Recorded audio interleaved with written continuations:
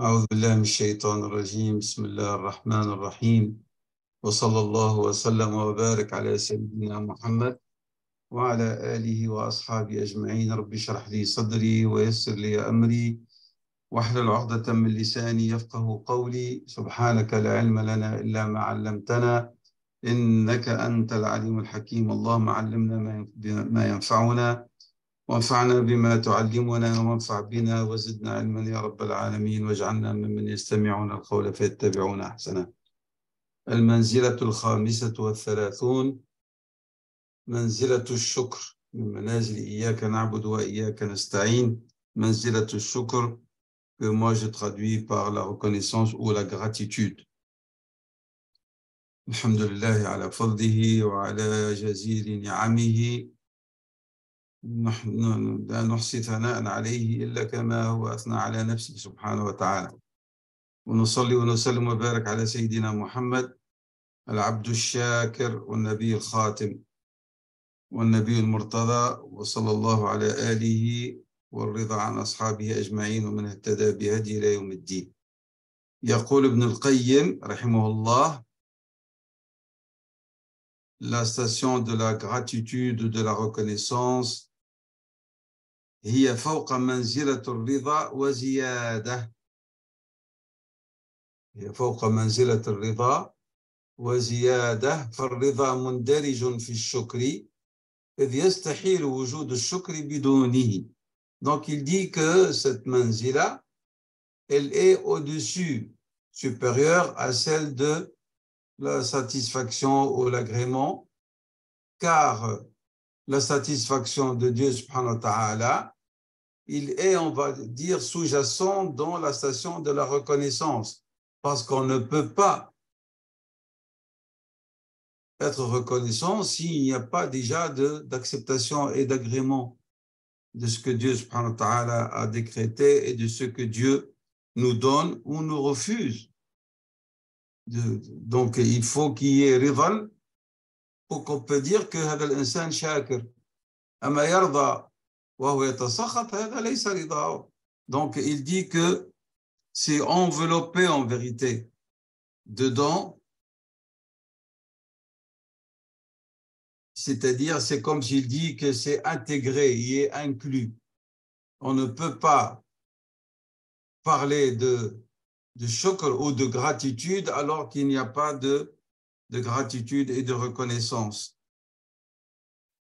Et il dit, rahimahullah, lorsque nous allons parler de cette station, nous allons parler d'un commerce avec Allah subhanahu wa ta'ala, mais un commerce très fructueux, où il n'y a pas de perte.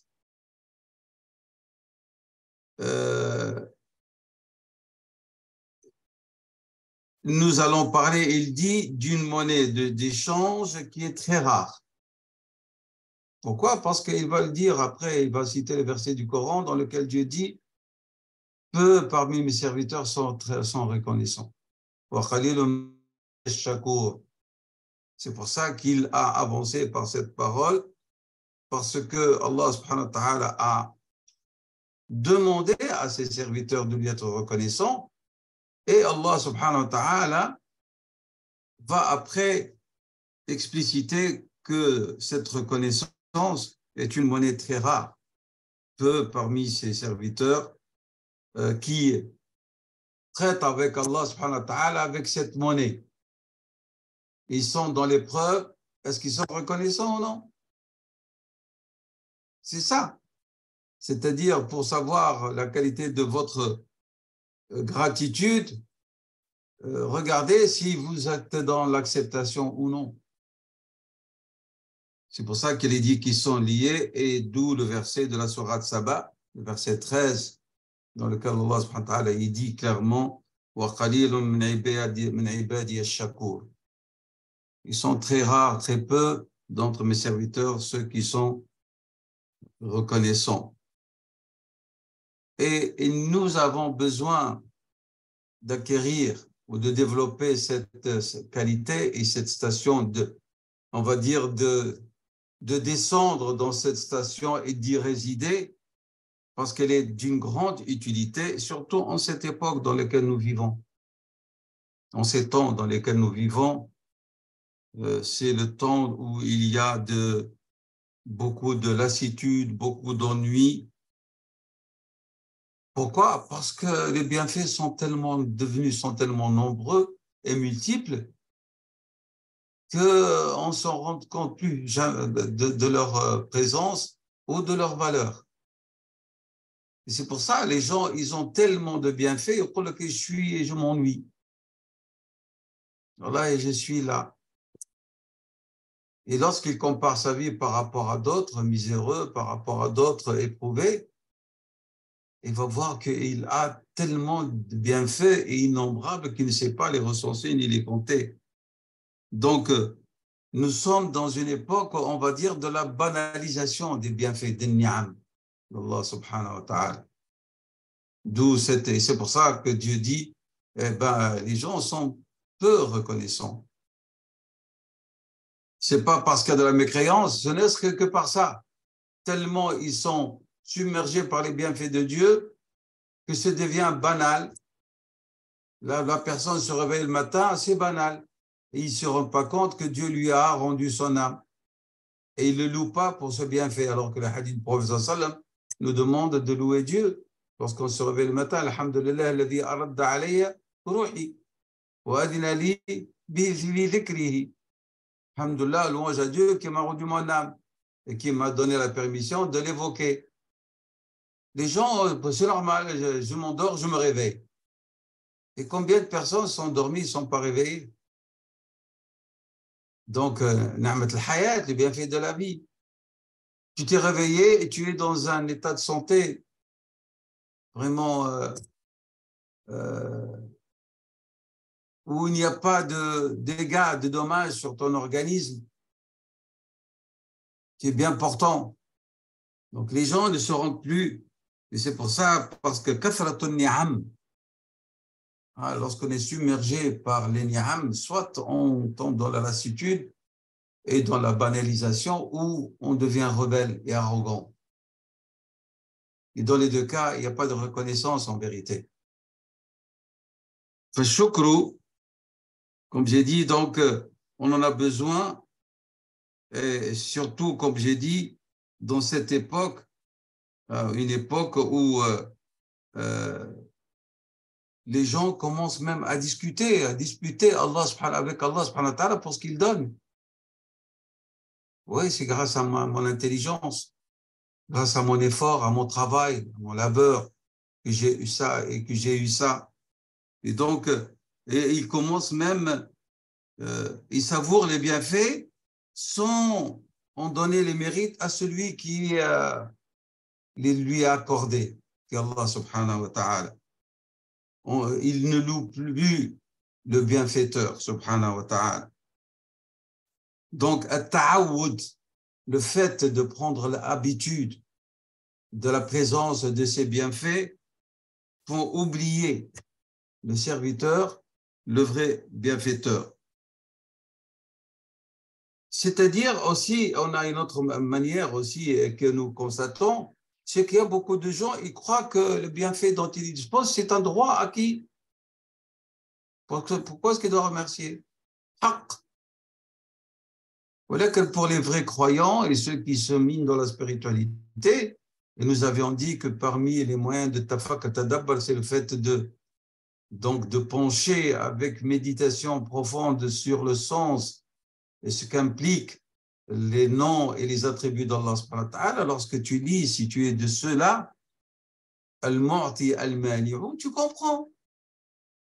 Mais si tu n'as pas cette qualité de méditer sur les attributs et les noms de Dieu, alors tu considères que c'est normal, que je suis bien portant. Ce qui n'est pas normal, c'est que je suis malade, que je tombe malade. Pourquoi est-ce que celui-là, il a et moi, je n'ai pas?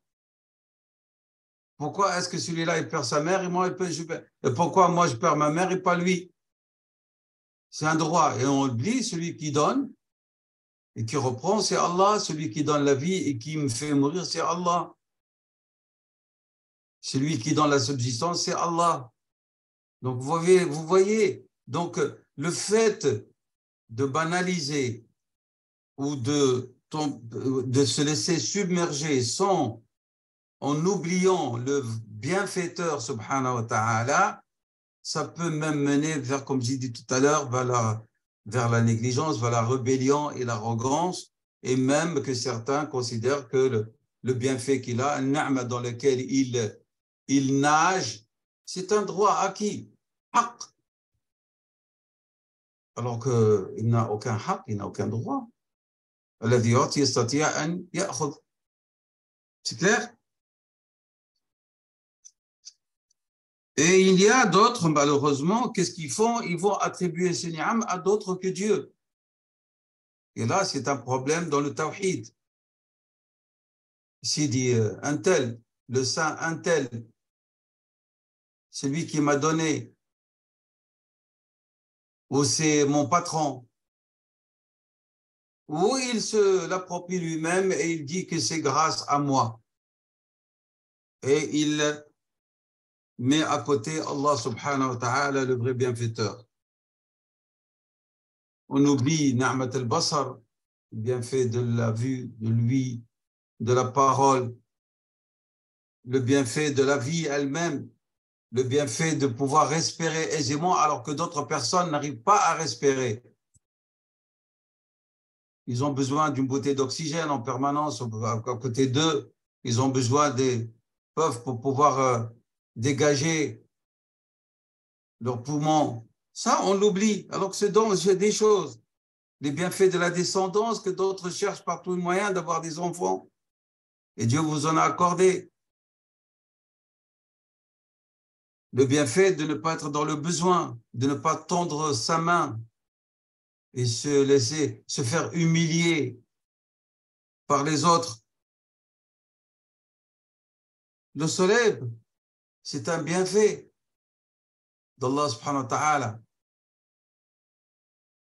Comme le hadith a dit, qui a été rapporté, le prophète a dit, dans un hadith qudsi, Dieu dit, Asbaha min ibadi mu'minun wa kafirun. Parmi mes serviteurs, le lendemain matin, il y en a certains qui sont retrouvés en état de mécréance, d'autres croyants. Hein? Il y a un qui va croire en Dieu, mais il y a d'autres qui vont croire à l'effet des planètes ou des saints. Alors, celui qui croit dans les planètes, il dit, si nous avons eu de la pluie, c'est grâce à telle planète. Et d'autres, il va dire non, c'est Dieu, subhanahu wa ta'ala, qui nous a accordé la pluie. Donc, même le bienfait de la pluie et du soleil, il y a ceux qui ne l'attribuent plus à Allah, subhanahu wa ta'ala.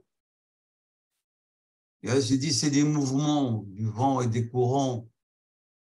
Eh bien, qu'il fasse tomber la pluie. Voilà, nous sommes dans la sécheresse totale. Donc, ce hadith que soulève cette station, le hadith sur la question du shukr et des bienfaits, en vérité, c'est un sujet qui porte sur la tazkiya, la purification de l'âme.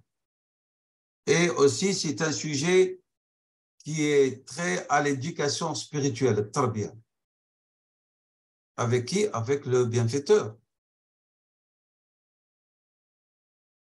Et aussi, comme j'ai dit, tazkiyat al-nafs. Parce que lorsqu'on se concentre sur la question de l'ubudiyya, de l'adoration d'Allah subhanahu wa ta'ala, on va voir que al-shukr est un moyen très important dans l'expression de notre adoration envers Allah subhanahu wa ta'ala. Et c'est pour ça que Dieu subhanahu wa ta'ala nous a demandé d'être reconnaissants. Les versets que vous avez ici, regardez la relation entre l'ubudiyya et le shukr. واشكروا لله إن كنتم إياه تعبدون. واشكروا لله, ici le verset de la sourate al-Baqarah, le 172, 172. واشكروا لله إن كنتم إياه تعبدون. C'est-à-dire, si vous n'êtes pas reconnaissant, vous n'adorez pas Allah. فالعبودية, elle s'exprime à travers le shukr aussi. Dieu dit ici, washkuruli wa la takfurun. Shukr, c'est l'expression de l'adoration. L'ingratitude, c'est l'expression du kufr. Et Allah, il a dit, il nous parle de Sayyidina Ibrahim, son intime, il a dit, Inna Ibrahim kana ummatan qanitan lillahi hanifa wa lam yakun min al-mushrikin shakiran li an'umihi. Regardez la qualité, deuxième qualité. Il était qanitan, il était hanif, mais en même temps, il était shakiran lillahi. Shakiran lillahi quoi? C'est bien fait. Et il a décrit Sayyidina Nuh alayhi salam, il a fait de l'éloge. Sayyidina Nuh alayhi salam, Rabbana subhanahu wa ta'ala, il a dit de lui, innahu kana abdan shakura. Il était un serviteur reconnaissant. Wa qala ta'ala, pour nous rappeler ses bienfaits, il nous rappelle ses bienfaits, et puis après il nous dit qu'est-ce qu'on doit faire. Wa qala ta'ala, wallahu akhrajakum من بطون أمهاتكم لا تعلمون شيئا وجعل لكم السمع والأبصار والأفئدة. Eh bien, pensez-vous sur tous ces bienfaits. Pourquoi? Pour que vous soyez reconnaissants. لعلكم تشكرون. C'est clair? وقال تعالى واعبدوه واشكروا له إليه ترجعون. Relation entre l'ibada et le shukr. Et puis il a dit, subhanahu wa ta'ala, il a annoncé la grande récompense. À qui? Dieu va récompenser les reconnaissants. Et puis après, il nous annonce encore une très bonne nouvelle. Votre Seigneur a décrété, si vous êtes reconnaissant, très certainement, je vous en rajouterai. Et le contraire, alors attendez un châtiment douloureux. Et très douloureux.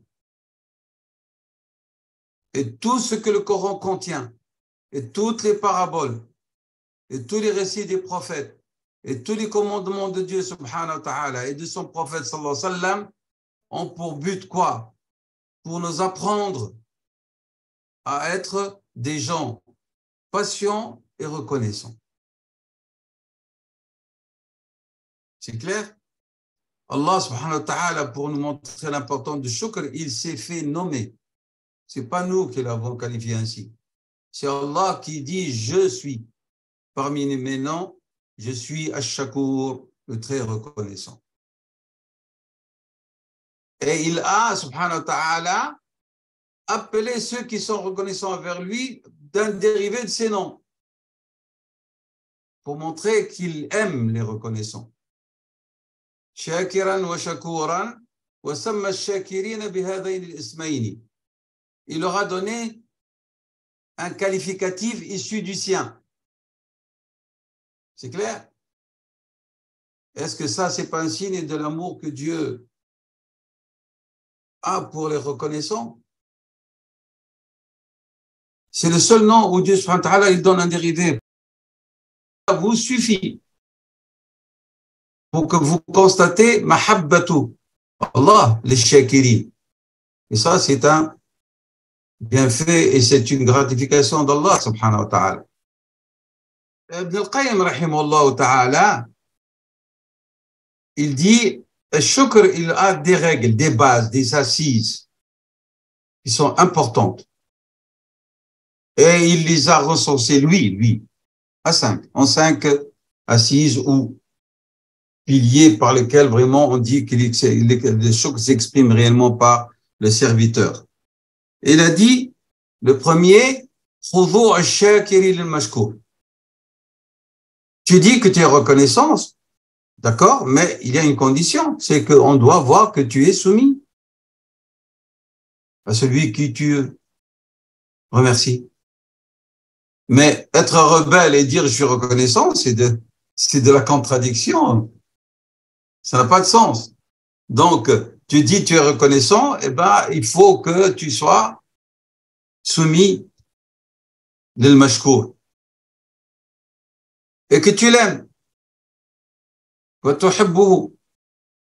et tu lui reconnais que ces bienfaits viennent de lui et que tu ne cesses de lui faire des éloges et que tu n'utilises pas ces bienfaits dans ce qu'il n'aime pas. Voilà les 5 conditions.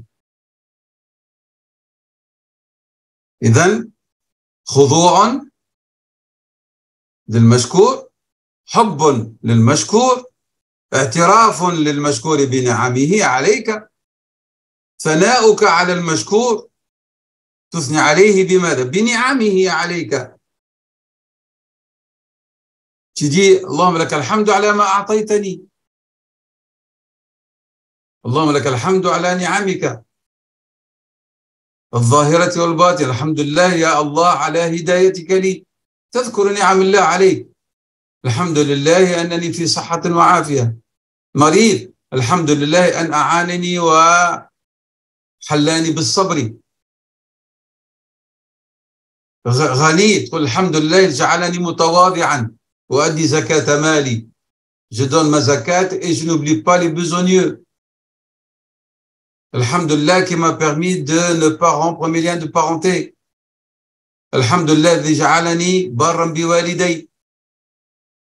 Alhamdulillah الذي جعلني مهتما وأهتم بأمر المسلمين.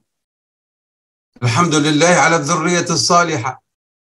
Alhamdulillah على الزوج التقي الذي لا يسبني ولا يضربني ولا يشتمني ولا يخونني.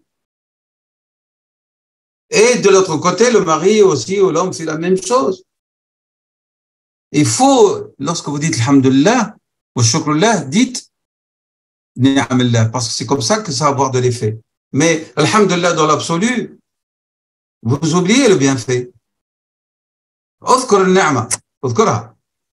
Alhamdulillah, j'ai un toit au-dessus de ma tête.